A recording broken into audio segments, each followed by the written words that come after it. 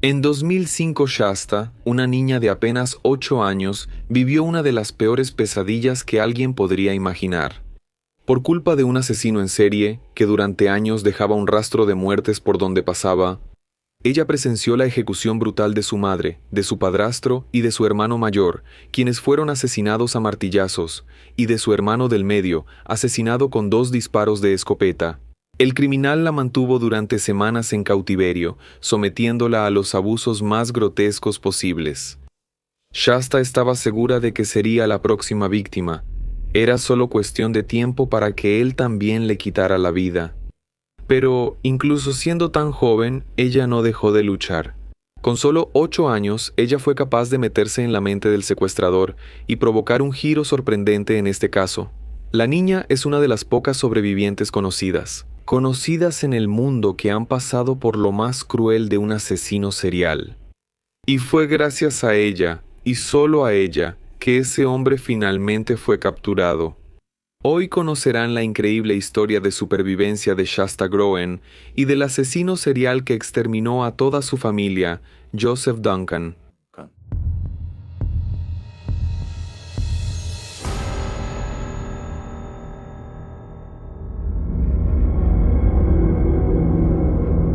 Joseph Edward Duncan III nació el 25 de febrero de 1963 en Carolina del Norte, Estados Unidos. El cuarto de 5 hijos, con 3 hermanas mayores y un hermano menor. Joseph era el único niño en la casa que causaba problemas de convivencia, y esas actitudes equivocadas no se limitaban solo al hogar. En 1978, con solo 15 años, cometió su primer delito. Usando un arma que hasta hoy nadie sabe cómo consiguió, Joseph amenazó a un niño de 9 años y abusó de él. A pesar de haber sido condenado y encarcelado por ser menor de edad, fue liberado de la prisión meses después. Al año siguiente, en el 79, a los 16 años fue arrestado por conducir un auto robado, pero fue liberado nuevamente casi un año después. Antes de esa liberación, sus padres se divorciaron.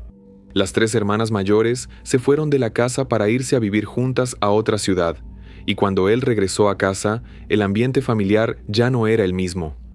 Joseph se volvió mucho más rebelde, los comportamientos antisociales empezaron a ser constantes, y las ausencias en las clases hicieron que ni siquiera llegara a terminar el primer año de la preparatoria. Al final de cuentas, abandonó los estudios, habiendo terminado solo la primaria. Algunas fuentes dicen que, incluso a los 16 años, ya había abusado de más de 10 niños de hasta 12 años. En 1980, cuando tenía apenas 17 años, finalmente fue juzgado por abusar de una de las víctimas que lo denunció y como resultado, pasó casi todos los años de su vida adulta en la cárcel. Fue condenado a 20 años de prisión. Joseph llegó a cumplir apenas 14 de esos años cuando fue liberado en libertad condicional a los 31 años en 1994. Obviamente, volvió a atacar, pero, lamentablemente, a partir de ahora empezó a dejar víctimas fatales. En el año 2005, la familia Groen vivía en una ciudad pequeña de 35,000 habitantes llamada Coeur d'Alene, en Idaho. La residencia estaba un poco alejada del centro de la ciudad y distante de cualquier otro vecino. Ese tipo de casa rural, en medio del campo, con terrenos enormes al aire libre, y que, a pesar de parecer un lugar tranquilo, puede convertirse en la peor pesadilla cuando se necesita pedir ayuda. Que fue exactamente lo que ocurrió en la madrugada del 16 de mayo de 2005. En ella vivían Brenda Groen, de 40 años, su pareja Mark Mackenzie, de 37 y 3 niños, Slade, de 13, Dylan, de 9, y Shasta, de 8. Mark no era el padre biológico de los niños, pero cuidaba de todos como si fueran suyos. Brenda estuvo casada durante 15 años con un hombre llamado Steve, con quien tuvo 5 hijos. En la separación, los 2 mayores se fueron a vivir con él y los 3 más pequeños se quedaron con ella. En la tarde del día 15 domingo, la familia asistió a una parrillada en la casa de una familia amiga de la región. Todos se divirtieron, los niños jugaron mucho. Realmente fue un día muy agradable. Sin embargo, en la madrugada del día 16, Shasta y su hermano Dylan fueron despertados por su madre, quien les dijo que había un hombre en la casa y que todos debían ir a la sala.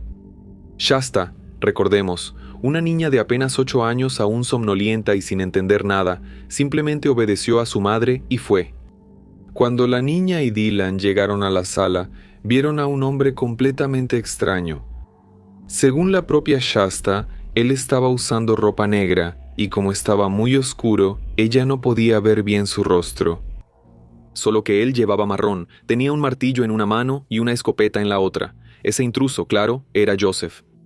Él ordenó que Brenda, Mark y Slade se quedaran acostados en el suelo, tomó una cuerda y los ató de manos y pies.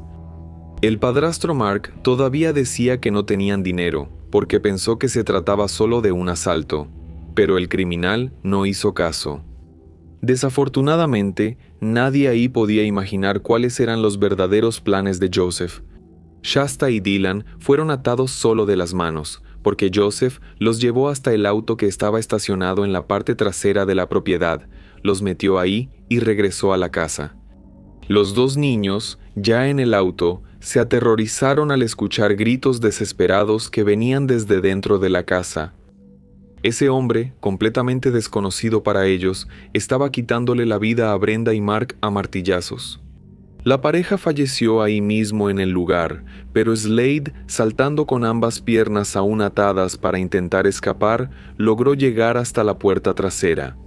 Y fue en ese momento que Shasta y Dylan vieron a su hermano mayor salir. Pero en cuestión de segundos, el hombre apareció, le dio un martillazo en la cabeza, lo que hizo que cayera, y enseguida lo jaló de las piernas hacia adentro de la casa. Después de la masacre, Joseph condujo durante horas con los dos niños hasta el estado vecino, Montana.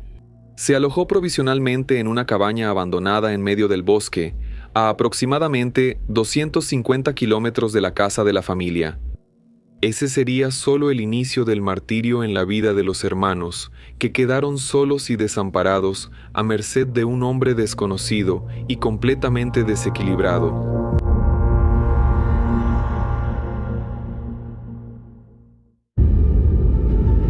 A pesar de que la familia vivía en una zona remota y aislada de casi todo, el crimen fue descubierto esa misma mañana por un habitante de la región. Slade, el hijo mayor, solía hacer trabajos de reparación, limpieza y organización en casas de la región a cambio de algunos dólares. Eso lo motivaba bastante a empezar a trabajar y ganar su propio dinero. Sin embargo, el viernes anterior, el trabajo que hizo no fue pagado, ya que el residente de la casa no tenía dinero en efectivo. Él prometió retirar dinero durante el fin de semana y llevárselo el lunes por la mañana. Y fue exactamente ese lunes, día 16, cuando ese residente llegó a la casa de la familia y se encontró con esa escena bárbara. Brenda, Mark y Slade, muertos de una forma completamente brutal. Él salió inmediatamente de la propiedad y llamó a la policía. Ese residente se quedó afuera, hablando con los policías. Y, al ser informado de que solo esos 3 miembros de la familia estaban en el lugar, entonces informó que los hermanos menores estaban desaparecidos, ya que él sabía que en esa casa vivían 5 personas. Entonces, la policía, además de iniciar la investigación del triple homicidio, también inició la investigación del doble secuestro. Se distribuyeron carteles por toda la ciudad. La comunidad se unió para ayudar a encontrar a los dos, además de que el caso fue cubierto por periódicos impresos y canales de televisión. Los policías consideraron todas las hipótesis posibles, incluso que el padre biológico era sospechoso. Sin embargo, Steve tenía una coartada. Él estuvo en casa con los otros 2 hijos durante todo ese fin de semana. Desde el primer día del secuestro, Joseph les dejó claro que nunca serían rescatados, porque él mismo había acabado con la vida de toda la familia, y por eso no quedaba nadie para buscarlos. Incluso les pidió a los niños que lo llamaran papá o Jet, que era su apodo, ya que a partir de ahora solo se tendrían los unos a los otros por el resto de sus vidas. Sin embargo, no lo hicieron, ya que apenas le hablaban. Los hermanos pasaron semanas en las peores condiciones inhumanas posibles, alimentándose muy mal, comiendo solo comida enlatada una vez al día, bebiendo poca agua, sin bañarse y obviamente sufriendo abusos físicos casi a diario.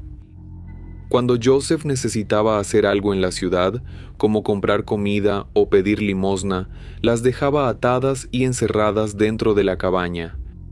En cierto día por la mañana, Joseph llamó a Dylan para que saliera de la casa y dejó a Shasta adentro. Minutos después, ella escuchó un disparo y corrió a la ventana para ver qué había pasado. Al llegar, vio a su hermano sangrando en el suelo por el estómago, y enseguida Joseph volvió a disparar, esta vez en su cabeza. Shasta gritó mucho y volvió a entrar a la casa. Una vez más, vio a su hermano morir. Y, una vez más, no pudo hacer nada para ayudar. Segundos después, Joseph entró y le dijo que le disparó sin querer en el estómago. Y como se dio cuenta de que el niño no iba a sobrevivir, entonces, para terminar con su sufrimiento, le dio el segundo disparo. Joseph dijo que debía entender ese acto como un acto de misericordia y que no se enojara con él. Él entonces la encerró dentro del auto, tomó el cuerpo del niño, lo puso sobre su hombro y fue hasta una zona más alejada de la cabaña, donde lo enterró en una tumba poco profunda. Después de ese episodio, ella no habló en absoluto con Joseph por algunos días, solo respondía al criminal asintiendo con la cabeza. Por ese comportamiento, él la ató a un árbol por más de 24 horas, soltándola solo en la noche del día siguiente.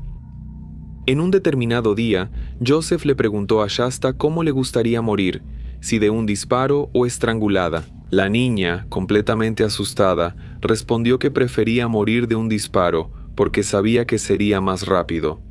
Aún así, ella no sabe por qué él hizo esa pregunta, ya que, segundos después, el hombre entró en la tienda, tomó una cuerda, salió, la enrolló en su cuello y empezó a asfixiarla. Con mucha dificultad para respirar e incluso para hablar, ella dijo: «Por favor, Jed, no hagas esto». En ese momento, él soltó la cuerda y extrañamente empezó a llorar. Solo para recordar, Jed era el apodo que él había pedido que los niños usaran para referirse a él cuando quisieran algo. Esa fue la primera vez que ella se refirió a él de esa manera. Pero eso fue suficiente para que Shasta, incluso con solo 8 años, pudiera actuar de manera astuta y comenzara a intentar meterse en la mente del secuestrador. La niña empezó a estar de acuerdo con todo lo que él decía. Incluso llegó a decir que entendía que la muerte de su hermano realmente había sido un accidente. También dijo que no quería volver a su casa porque sabía que no habría nadie ahí. Empezó a llamarlo papá y decía que estaba contento de estar en una nueva familia. Shasta se fue acercando al criminal, ganándose su confianza, hasta que lo convenció de que los dos realmente podrían vivir una vida como padre e hija. Un día, Joseph dijo que la llevaría a conocer a su madre, su entonces nueva abuela. Y fue exactamente en ese viaje donde ocurrió el milagro. En el trayecto, Shasta fue vista, reconocida y la policía fue llamada de inmediato.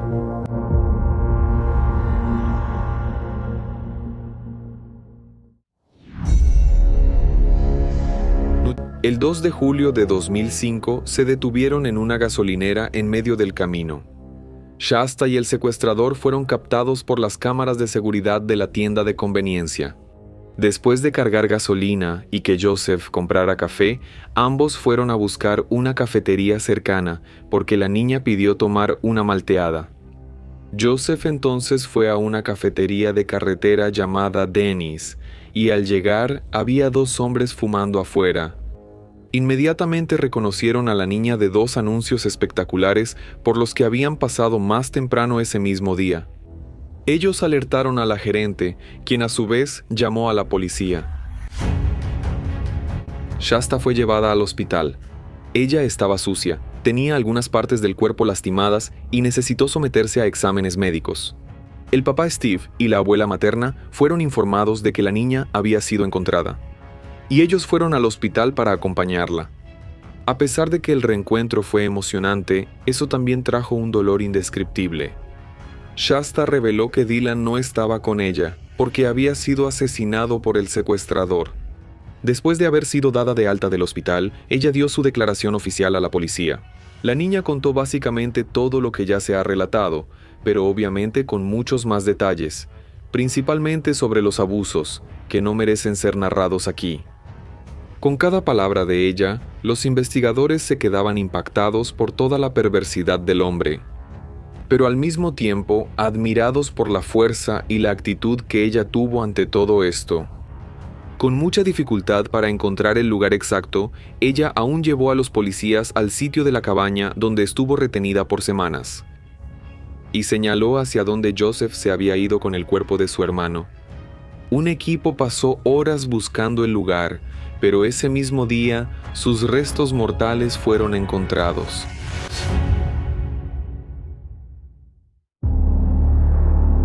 Joseph tenía 42 años cuando fue arrestado. En cuanto llegó a la comisaría y su nombre fue consultado en el sistema, los policías de inmediato vieron quién era él. Criminal con un largo historial, involucrado en delitos desde los 15 años, aunque ya mencioné los abusos que cometió en su juventud y que la masacre de la familia Groene parecía haber sido su primer crimen con víctimas fatales, la verdad es que no fue tan simple así.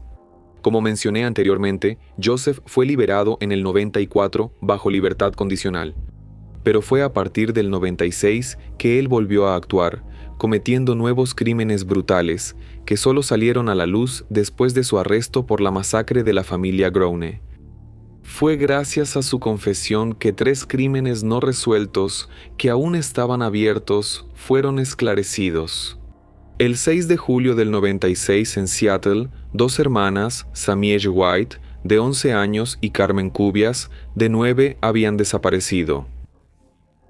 Las 2, que venían de una familia pobre, habían salido a las calles a pedir limosna, algo que siempre hacían, y iban y venían solas. Pero ese día en específico no regresaron. La policía inició la búsqueda. No encontraron ningún sospechoso, ningún enemigo que tuviera relación con la familia, y el caso quedó abierto. Fue solo 2 años después, el 10 de febrero del 98, cuando un indigente que buscaba refugio para pasar las noches entró en un granero abandonado y se asustó al encontrar huesos humanos adentro. La policía fue llamada y se confirmó que los restos óseos pertenecían a las hermanas Samiege y Carmen. El 4 de abril del 97, Joseph atacó de nuevo, pero esta vez en California. Él ya estaba observando a algunos niños que jugaban cerca de un parque y, sosteniendo la foto de un supuesto gato que se había perdido, les pidió a los niños que lo ayudaran a encontrarlo.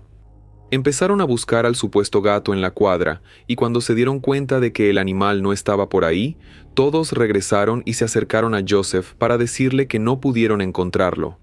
En ese momento, él agarró a uno de los niños, Anthony Martínez, lo amenazó con un cuchillo y lo obligó a entrar en su auto, y los demás amigos, todos niños, no pudieron hacer nada. En cuanto él y Anthony entraron al auto y se fueron, los niños corrieron a pedir ayuda. Unos días después, el cuerpo de Anthony fue encontrado cerca de una represa. El chico tenía las manos y los pies atados y mostraba señales claras de abuso.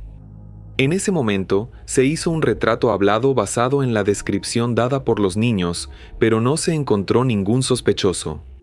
Sin embargo, con su confesión, el retrato hablado pudo ser comparado, además de que algunos niños, ahora ya adolescentes, fueron llamados para reconocerlo, y ellos confirmaron que se trataba de la misma persona. Joseph empezó a responder por varios delitos, y como todos ocurrieron en diferentes estados, las audiencias fueron muy largas, ya que tuvieron que realizarse en los distritos de cada delito. Con el objetivo de intentar librarse de la pena de muerte, se hizo un acuerdo con todos los fiscales, donde él se declararía culpable de todos los cargos, y además ayudaría a la policía en las demás investigaciones que aún estaban en curso. Una de esas ayudas fue compartir las contraseñas de su laptop y accesos en línea. lo que hizo que la policía descubriera que Joseph tenía un blog en línea, donde, de manera anónima, describía su rutina como delincuente sexual. Fue en ese blog que en una de las últimas publicaciones contó que estaba pasando en auto por la zona de la casa de una familia donde vio a un niño y una niña en el patio bañándose en la piscina y se obsesionó con los dos niños. Entonces empezó a vigilar de lejos su rutina y todo indica que hablaba de los Groen. En 2006, Joseph fue condenado a cadena perpetua por cada persona a la que asesinó. Sin embargo, incluso bajo el acuerdo, la Fiscalía aún quería solicitar a nivel federal la pena de muerte, ya que tuvo varias oportunidades de reintegrarse a la sociedad como un ciudadano de bien, y en todas ellas falló. Así que, en 2008, en un nuevo juicio, Joseph fue condenado a la pena de muerte.